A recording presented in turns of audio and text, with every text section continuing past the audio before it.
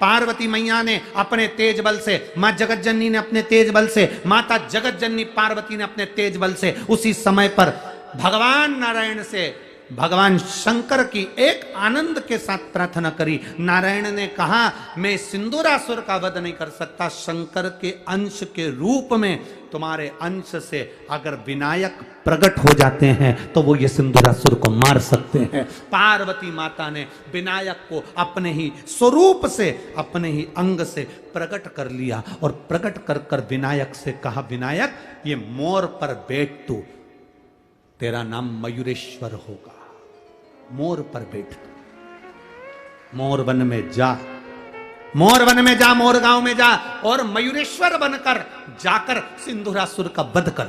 श्री विनायक मयूरेश्वर को, उस सिंदूरासुर को मारने के लिए जब गए, एक सतयुग, एक त्रेता, एक द्वापर, एक कलयुग पूरा निकल गया तो भी वो मर नहीं पाया। सिंदूरासुर मरा क्यों? गणेश जी उसको मारने का प्रयास करते थे, मयूरेश्वर भगवान विनायक उसको मारने का प्रयास करते थे। जब उसको मारने का प्रयास करते थे तब वो दूसरा जैसे युग आता था तो वो अपना रूप चेंज कर लेता था, रूप बदल लेता था।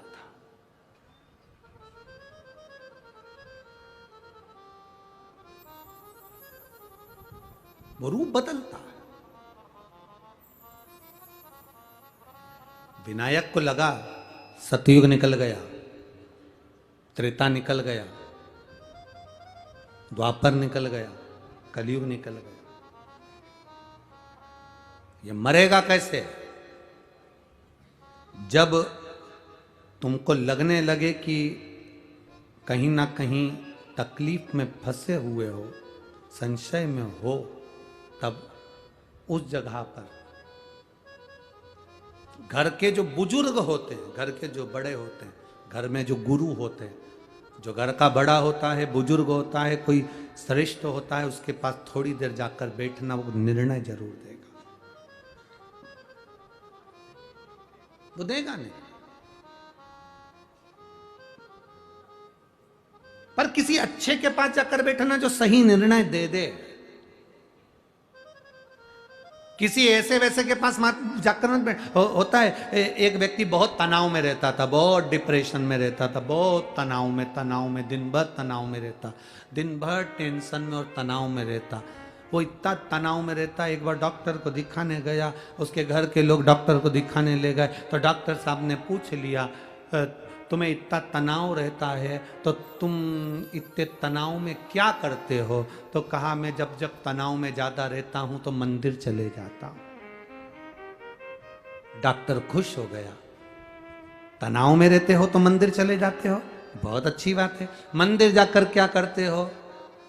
आराधना करते हो, पाठ करते हो कि पूजन करते हो? कुछ नहीं करता, मैं इतना तनाव में रहता हूं, मंदिर चले जाता हूं। मंदिर जाकर करते क्या हो? कुछ नहीं करता, पूजन पाठ कुछ नहीं। तो करते क्या हो? मंदिर पे जाकर जो सब चप्पल छोड़कर जाते हैं दरवाजे पर, उन सब की चप्पल को एक दूसरे में मिक्स कर देता। इससे क्या होता है?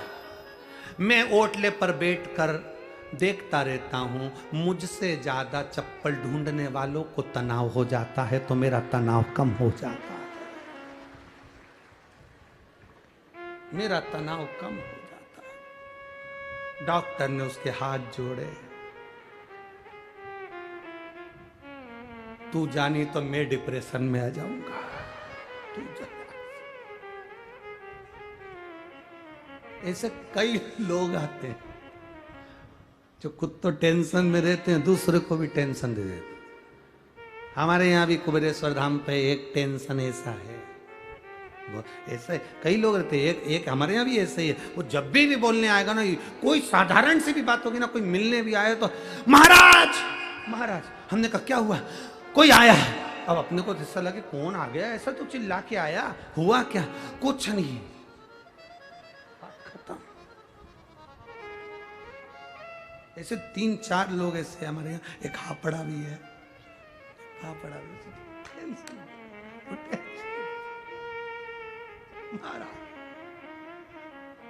अच्छा, इन लोगों के बिना कुबेरेश्वर धाम पे लगता भी अच्छा नहीं है, फिर ऐसा लगता है थोड़ा जब भी बोले ऐसा। हल्की सी पानी की बूंद गिरी बारिश की और वो अंदर आके चिल्ला के बहुत तेज पानी आ रहा है, बहुत तेज। इतने में हमने कहा जितने भी लोग बाहर हैं उनको सबको बोल दो अंदर हो जाए, टीन शेड में हो जाए, जाओ जल्दी बोलो। थोड़ी देर बाद हम जब बाहर निकलते तो एक भी पानी की बूंद नहीं। और पूछो उसको बुला के, इधर तू तो कह रहा था बहुत तेज आया था, चलेगा।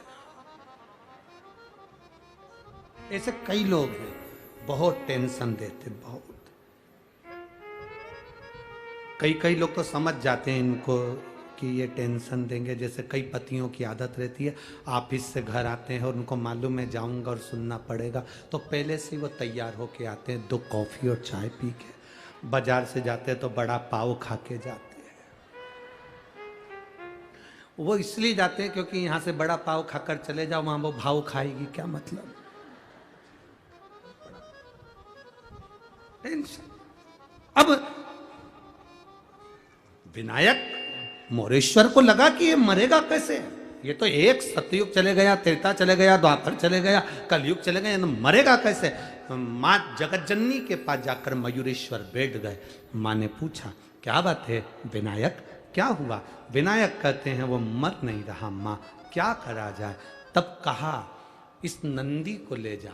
ये नंदी, जब तू अगर उस सिंधुरासुर को रूप बदलते हुए पहचान नहीं पाएगा, नंदी उस रूप को बदलते हुए पहचान जाएगा, तुझे बताएगा, उस समय पर तू संहार कर देना, उस समय तू संहार। अभी कथा में कहा था नंदी दरवाजे पर आ जाए, गौ माता दरवाजे पर आ जाए, समझ लेना वो काल को हरने आए। हमें नहीं दिखता, धर्मराज को दिख जाता है। हमारे यहाँ महाराष्ट्र में पौला की पूजन होती है, बेलों की पूजन, क्योंकि वो देख लेते हैं, काल को भी सम्मुख से देख लेते हैं कि कुछ दुख आने वाला है। तो वो नंदी की पूजन, धर्म की पूजन, बेल की पूजन क्यों होती, गौ माता की पूजन क्यों होती है, उसका कारण वो काल को भी देख लेते हैं कि।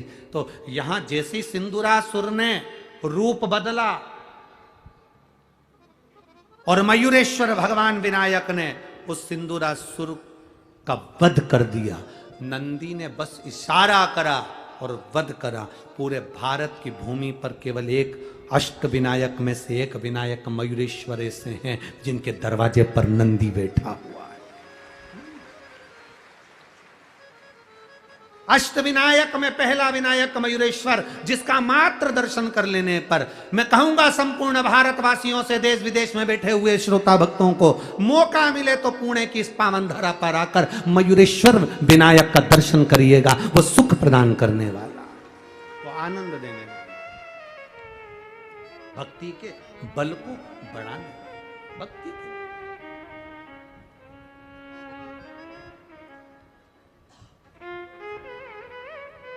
सिंदूरासुर का जब प्राण छूट गए, देवाधिदेव महादेव की समाधि टूट गई, शिव जी आए, मां जगतजननी साथ में, मोर पर बैठे हुए भगवान गणेश को देखा, विनायक को देखा। विनायक अपनी माता के साथ जाने लगे तो शंकर भगवान ने कहा नहीं नहीं नहीं नहीं विनायक, तुम नहीं जाओगे।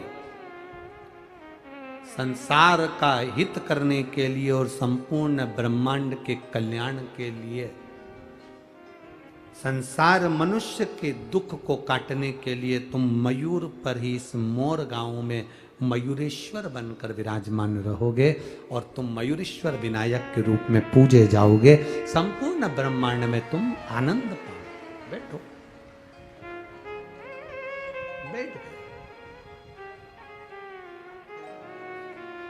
माता की गोद में बैठने के लिए मयूरेश्वर विनायक ने छोटा सा रूप रख लिया था, छोटा सा रूप। इसलिए गणेश जी की वो मूर्ति तो बहुत छोटी है, अब सिंदूर लगा लगा कर भले बड़ी हो गई है, पर स्वरूप छोटा है। मयूरेश्वर गणेश